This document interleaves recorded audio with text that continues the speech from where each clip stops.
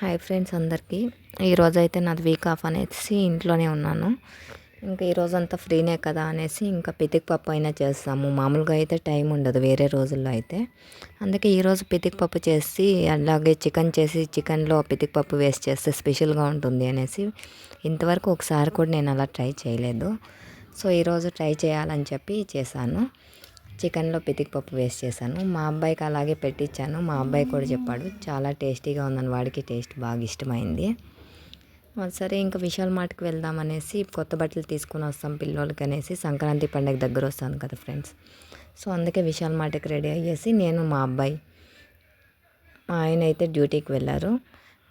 So అందుకే ఇంకా బట్టలు తీసుకొని వస్తామనేసి వెళ్తున్నాము. ఇంకా వెళ్ళి ఇద్దరికి తీసుకొని వస్తామనేసి మా చిన్న అబ్బాయి మా పెద్ద అబ్బాయికి వెళ్ళి తీసుకొని ఇంకా మళ్ళీ ఇంకా తొందరగానే రిటర్న్ అయ్యాను. ఎందుకంటే చీకటి పడుతుంది అనేసి తొందరగానే రిటర్న్ అయ్యేసి.